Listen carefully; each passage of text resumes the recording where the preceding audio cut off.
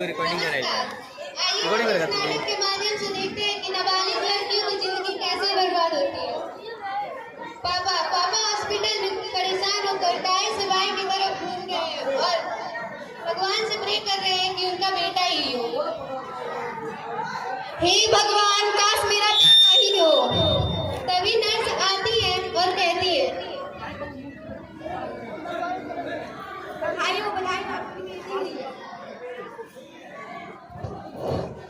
पापा गुस्से में माँ के पास जाते हैं और कहते हैं,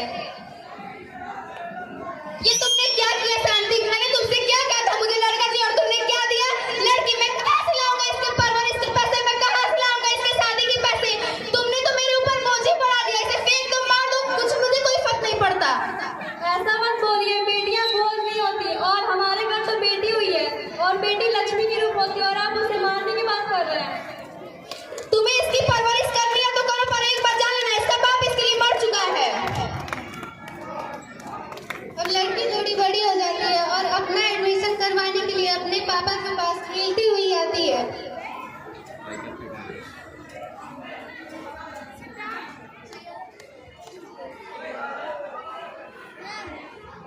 पापा मुझे भी पढ़ना, मुझे भी स्कूल में एडमिशन करा दो, मुझे भी पढ़ लिख कर बड़ा ऑफिसर करना, मुझे भी बड़े बड़े फाइलों में छोटे छोटे सिग्नेचर करना है। क्या करेगी तू पढ़ लिख कर? करना तो तुझे चूल्हा चौका ही है। बाहर जाके तू कितना भी पढ़ लिख करेगी तो चूल्हा चौका ही। अरे क्या हो गया, लिखा दीजिए ना गांव के प्राइवेट स्कूल में, क्या हो जाएगा? बच्ची है, उसका उम्र है पढ़ने का, उसे पढ़ने दीजिए।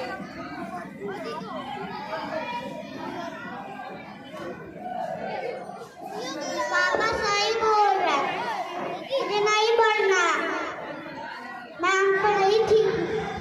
बहुत बोल रही है, तेरी बहुत जुबान चल रही है। तुमने ही तो बिगाड़ के रखा है, तुम तो चुप ही रहो। अब लड़की 14 साल की हो जाती है तो पापा माँ को ढूंढते हुए आते हैं और चिल्लाते हैं, अरे सुनती हो, कहाँ पर गई? आई बस 2 मिनट। जी बोलिए। मैंने तुम्हारी बेटी का, ऐसा मत बोलिए, बस मेरी नहीं हमारी बेटी है। मैंने हमारी बेटी का रिश्ता तय कर दिया है। अगले हफ्ते उसकी शादी है। ये क्या कह रहे हैं जी? अभी उसका उम्र ही क्या हुआ है? अभी तो उसको शादी का मतलब भी नहीं पता है, कैसे संभालेगी इतनी बड़ी जिम्मेदारी। अभी से उसको सारे से बंधन में मत बांधो, नहीं तो जीते जी मर जाएगी। मैं कुछ नहीं जानता, मैंने अपनी जुबान दे दी है और लड़के वाले बहुत अच्छे हैं, दहेज का पैसा भी नहीं ले रहे और शादी का सारा खर्चा वही उठा रहे हैं। अब लड़की को दुल्हन की जोड़ी में सजा के लाया जाता है।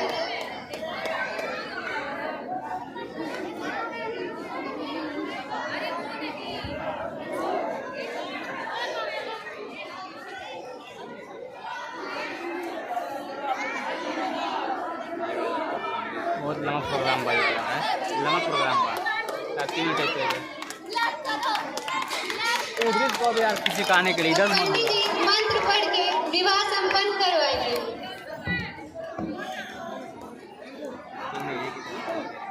हाँ स्कूल में ये पटल पंडित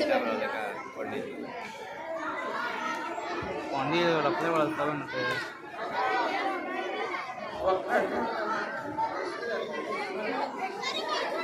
अब बैठ जाओ थोड़ा, आप लोग बैठ जाइए। आप लोग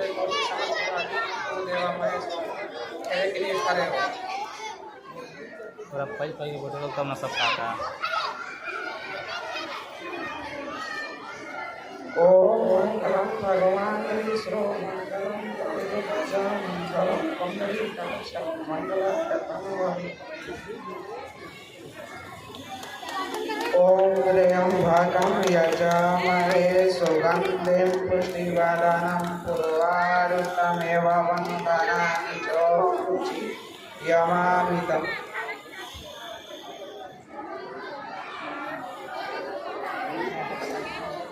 वार वादों के मांग में सिंदूर भरे। हाँ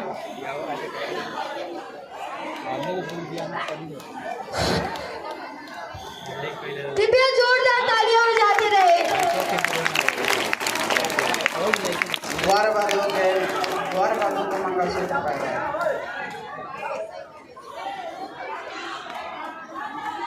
शादी संपन्न हुआ, अपने से बड़े छोटों का आशीर्वाद ले लें। खुश रहो। कृपया जोरदार तालियों से मेरे बड़े भाई और बड़े बहनों के लिए सौभाग्यवती भव। उनका मनोबल बढ़ाने के लिए सदा स्वागत हो।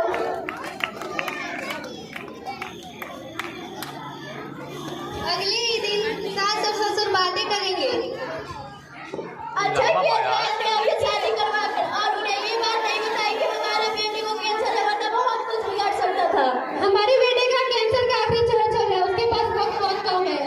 कभी लड़का गिर जाता है। बाबू इधर बैठ जाए आप लोग। ये देखिए ये क्या हो गया? अरे कोई डॉक्टर को बुलाओ, देखो मेरे बेटे को क्या हो गया है। उधर पैर पर लगे। एक बार जोरदार तालियों। बाबू बाबू कृपया जोरदार तालियों से मेरे भाइयों और बहनों के लिए उनका मनोबल बढ़ाने के लिए। देखो मैम बुला रही, मैम बस मैम बुला रही। वहाँ सीट पे बैठ जाओ, मैम बैठा दीजिए उसको। अब डॉक्टर को बुलाया जाता है। उठिए उठिए ना। बैठिए ना।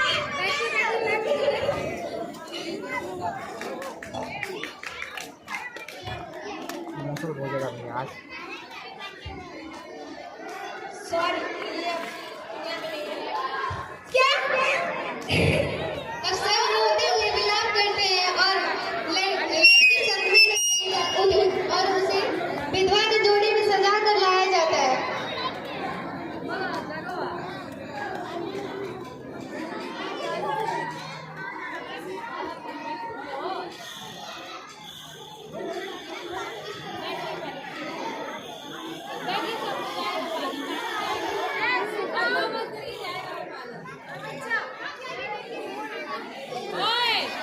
आर्मी वाला ठीक रहेगा।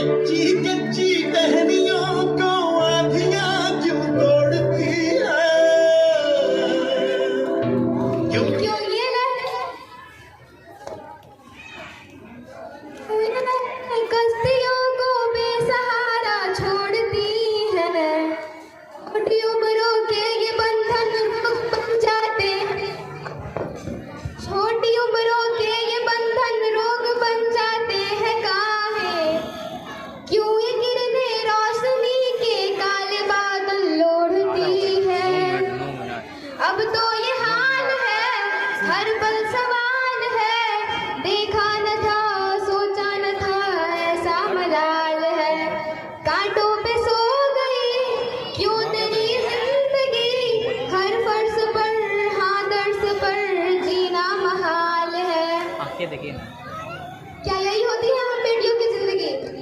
हम बेटियां रातों रात एक